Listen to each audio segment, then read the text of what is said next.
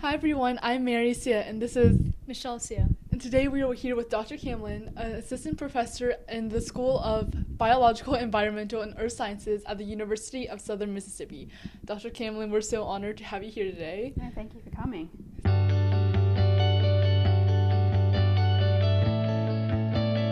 So, could you tell us a little bit about how you got started and what inspired you to go into STEM? So, I feel like everyone's probably going to have the same answer, but I kind of was always really into like biology and science from a really young age. Like it was just sort of like what drew me. I liked reading encyclopedias and animal textbooks and all these things. And so when I was in high school, I thought that I wanted to become a medical doctor because that's kind of all I knew. I'm first generation college graduate, so I didn't really know that like teaching at a university and academic research was sort of a thing. And so I went to undergraduate university, did my bachelor's, thinking that I would do that and go into medicine after. And about a year into my undergraduate, I realized that you could just like do research and teach other people science, and I thought that sounded like the coolest thing ever, and switched gears, and here we are, over a decade later. So that's kind of how I got to be involved in STEM. So, what do you do right now? So right now my lab looks at how are good quality eggs made that can support embryo development. So we're what's called a basic biology research lab. So we look at specific individual proteins or molecules in eggs and go, well, what is that doing? And we don't necessarily have we're going to look at what this one does and it'll be able to cure infertility, but it's more you have to know how the cell works normally so that when patients come in that have issues, you then have a starting point to look at of like, okay, well, we know this molecule is important for this and we can see that it's messed up in this person, and so therefore it's a likely cause of that. So we are at the very beginning of like, well, what is this actually doing in a cell? So it's basically kind of still has something to do with medicine, but you're just looking at like the basic of it. Yes, exactly. So I like to call it foundational science because it like sets the foundation that clinicians and clinical trials can sort of like work on and work up to make those big treatments. Yeah. So in a way, you're still doing what you initially thought you were going to do. Yes. But it's like better because it's teaching and what you wanted to do. Right? Exactly. That's right. That's cool. Yeah, thank you. So you do things related to mitosis and meiosis? Is that what it is? That's correct, yes. Okay. The thing I'm most interested in the section of biology is mitosis and meiosis because we learned about that in 8th grade. So I just thought it was so cool. Yeah, so I look mainly at meiosis, so that's what eggs and sperm do and how they divide and are created, and mitosis is how every other cell in the body does it. And so we know that when either of those go awry, that it can lead to things like cancer and infertility. And so we're just trying to go, well, how does that process normally work? And then from there, people can hopefully like figure out how to treat diseases, down the line. So could you tell us a little bit about a project that you've done? Or is it just like the separation, or how do you look at it? So how do you examine what you do? So what we normally do is we, do a lot of reading and digging through like the scientific literature to find something that we think would look interesting. So I spend a lot of time reading things that are happening in mitosis or in cancer cells. Because oocytes are different in how they do it, and being like, well, if this is important in that, like, is it also important in oocytes? And if it is, what is it doing? And so we, the latest things that we've been doing is looking at protein dephosphorylation, which is a specific thing where proteins in cells, their activity is modified by the addition of a phosphate, which is a chemical, onto the protein, and that changes how the protein functions in a myriad of different ways. And about 70% of proteins in cells are phosphorylated, and so what we're interested in looking at is how do the cells control the removal of that chemical modification, and when is that happening, and how is that important to allow the cells to progress so that the egg that is ovulated is at a stage and healthy enough that it's actually capable of supporting embryo development. So I understand that you were interested in STEM just as a kid. Yes. So were there any like gender-related challenges when you went into STEM, because STEM is mainly a male-dominated field? I've been exceptionally lucky throughout my career that all of my mentors and PIs and sort of the higher ups that I've dealt with have all been women who were very supportive and were very much like there to like ensure that, I guess, I was sort of buffered from the worst of it, in that they were like helping me progress. And I think the only time that I sort of really ever noticed it was in high school when I went to my careers advisor in year 10. You had to do work placement somewhere, and I went to him being like, I really want to be a doctor. I'd like to try and organize work placement somewhere where I can see that. And he was very much, are you sure you want to be a doctor? And instead organized work placement with me at the hospital in the nurses department. Oh, okay. And from that, I realized that nurses are incredible in what they do, but it's nothing that I want to do. And I was like, no, he's wrong. I want to be a doctor. And I just sort of, have pushed through and done it. I have heard like horror stories from friends who are women who have had issues, but I think, so it is out there, and I know it is, and I like hear these stories and I like see it, but personally, I have to date, thankfully, never really had to deal with it. So there is, I guess, if you like pick strong women to like help mentor you through it, they can help sort of navigate you through the fields and the whisper networks where they can sort of be like, you don't want to work with that person and work with this person instead, because they're not going to have any issues with them.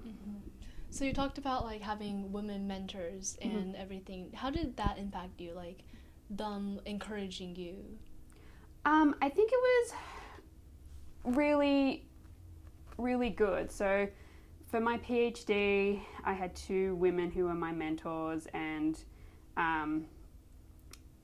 they were both very different in sort of their career trajectories and what they wanted to do.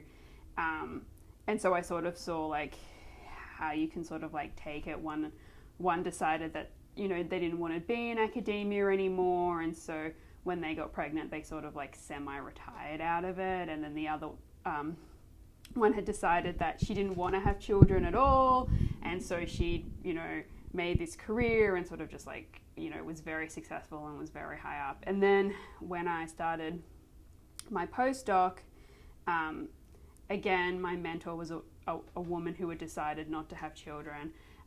But she knew that that was something that I, wanted for myself personally, was to start a family. And so she made sure that she then connected me with other successful women who were higher up who had children, so that it could be like, well, you can be successful and you can do this, and you can also be a mother, and like these women can like help. And so I think that really helps, is they have that sort of understanding of,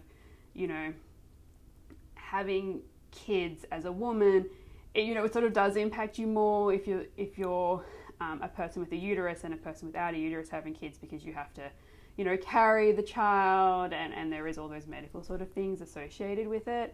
And so, being able to connect you to people who have done that, and there's like, this is how I did it, and everyone's journey is different, but like that isn't going to stop you. If you want both, you can do both. And so I think having a woman, she sort of recognized that and was like, I can't give this to Nikki, but I can make sure to connect her to other women who can give her that sort of mentoring that she needs. So having a good role model and seeing someone else do what you want to do really inspires you and helps you, right? I think so, yeah. Yeah. I mean, it makes you go, I can do that. Yes. Yes. Most people, when we think of STEM, and especially like sciences, we think of going into medical, like you said before. So what are some of the other possibilities that you could do, and how did you navigate your way to find what you liked? Yeah, so there's like so many things out there. So I did my undergraduate degree in pathology, and so I went in thinking I wanted to be a doctor, and then I decided maybe I wanted to be a pathologist, but then realized that you had to do the regular sort of medical residency and training, and I realized that, you know, interacting with patients was probably not going to be my strong suit, and I didn't want to have to do that to become a pathologist. And then I decided that I wanted to do cancer research, which I feel like is the next thing that people decide that they want to do. And so when I was looking for, you know, finishing up and deciding where I was going to do grad school and research, I was looking at sort of institutions in a specific area. And I just happened to come across a lab who was doing egg research, and I thought that, hey, that looks pretty cool. Maybe I'll try that out for a year. If I hate it, I'll just find a cancer lab. And I went there and I fell in love with it. And that was in 2013, and so it's like 11 years later, and I'm still just working on eggs and various different aspects of it because I just kind of fell in love with it. And then during my PhD, I tried sort of 2 different sorts of science regarding egg work. So one of them was toxicology, and that's sort of a field of science where you're looking at what do different toxins and chemicals and how do they negatively or positively, I guess, impact things. And so I had a project that was looking at cigarette smoking and female fertility, and then I had a molecular biology, so that's the basic biology again, project.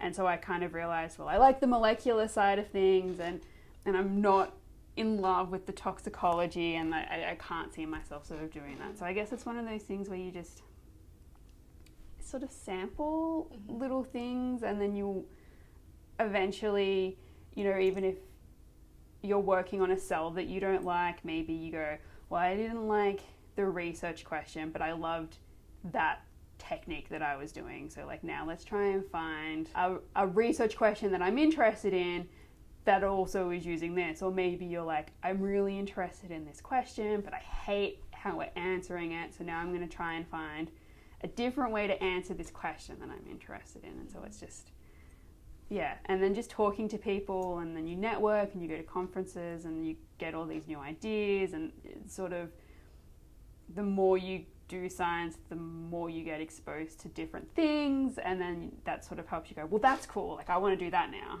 And you can sort of like leapfrog around, but you have to like get in the door to start leapfrogging. So also your personality has a lot to do with what aspect of STEM you go into, right? Like, I mean, yeah, I think so. I think it's to do with like what you're interested in and what you're not interested in, and what sort of like excites you and draws you in, because, you know, science isn't necessarily the easiest of professions to do. It can be very frustrating.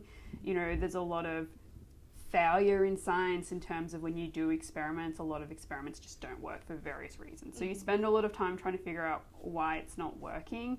And I think if you don't love it, or you don't love what you're doing, then it's really hard to motivate yourself to come in and be like, well, today I have to change this one little thing and hopefully it'll now work. So you talked about enduring like challenges.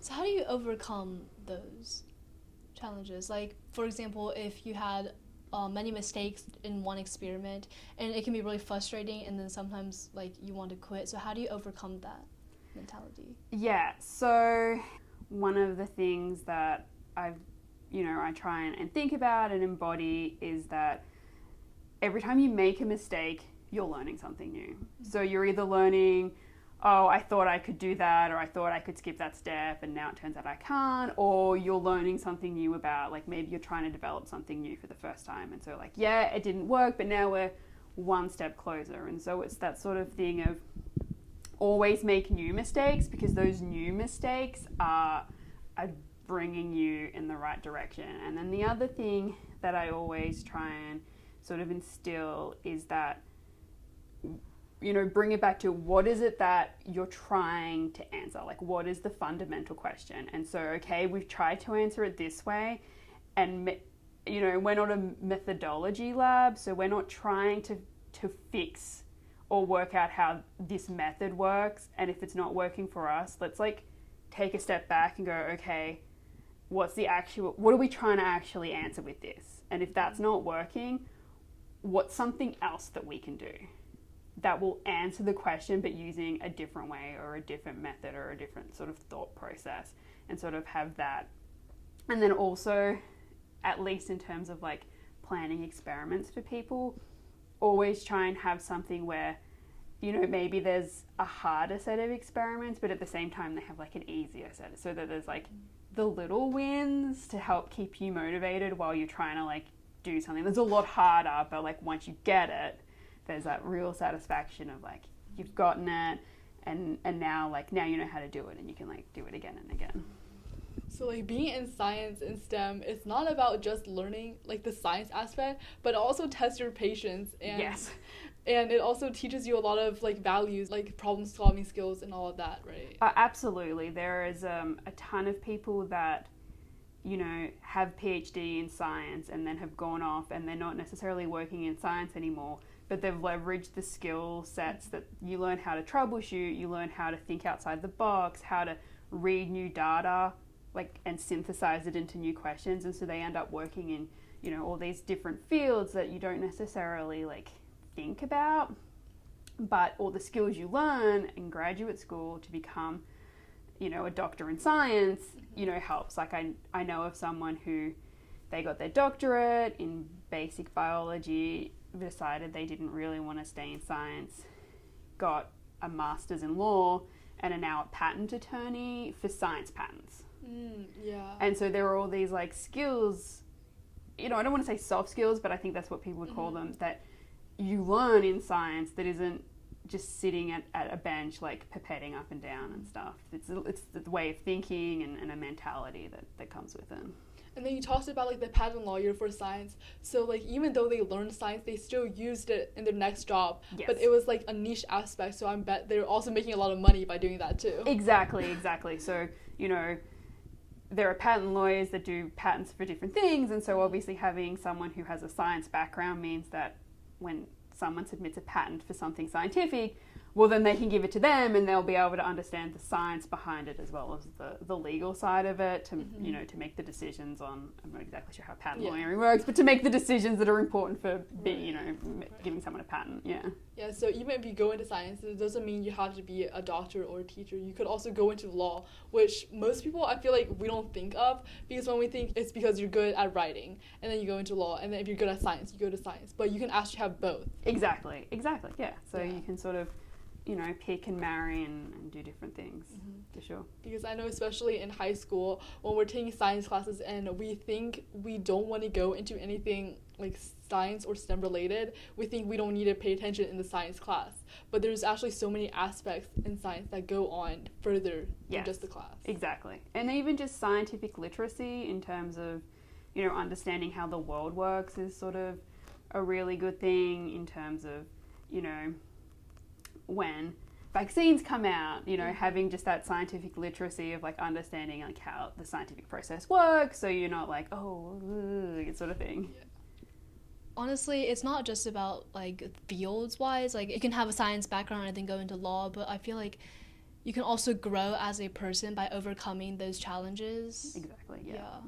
So I know a lot of people like my age are deterred from going into STEM because of gender stereotypes that a lot of people face. So being a female in a STEM field, what would be some tips you would have for the younger students who want to pursue STEM? I mean, again, I feel like it's probably the same from everyone, but just sort of like follow what you're passionate about, and you know, and that's sometimes easier said than done, but if you can find something that you're passionate about and that interests you, it makes going to work and doing your job, you know, that much easier. You know, find people that are supportive of what you want to do and like how you want to do it, and, you know, surround yourself by that sort of positivity so that you can sort of push through and do it. And then like if you're not sure, you know, you can always go to college and for a couple of electives take some science, you know, dabble in it and see if that's something that you like. And, you know, I know obviously like you don't want to get into too much college debt, but, you know, the thing that you start in, you're not married to that. You don't have to stay in those degrees. Like if you know, start as something and you decide that's not what you want. So I have a friend who is a scientist and sort of works in the same sort of field as I do. And we did our PhD together, and she started her undergraduate degree to become a music teacher. for high school music students, and had some science electives, and really, you know, by sort of a year and a half into her undergraduate was like, this isn't what I want to do. What I'm actually having the most fun with is my science electives. And so she sort of switched gears and changed to a Bachelor of Science and then did her PhD. And so you're not, you know, never feel like, well, I picked this and so now I'm stuck. You can always change what you want to do, you know, and even if, you know, you graduate and you get a job and then decide, you know, later in life, no, this isn't what I want, like you can always go back and retrain, and you're sort of stuck in where you are. And so I guess, you know, follow what you're most passionate about, but don't freak out that like, oh, if I pick this is gonna dictate the rest of my life and now I'm stuck. Like it's not. Like there's always ebbs and flows, and you can always sort of change and stuff. Okay. Well, Dr. Camlin, thank you so much for letting us talk to you today. Thank you. We have learned so much, and just being able to listen to your story and being able to understand what you've gone through, it really means a lot to us. No, thank you for coming. Thank you so much for talking to us, and thank you guys for watching.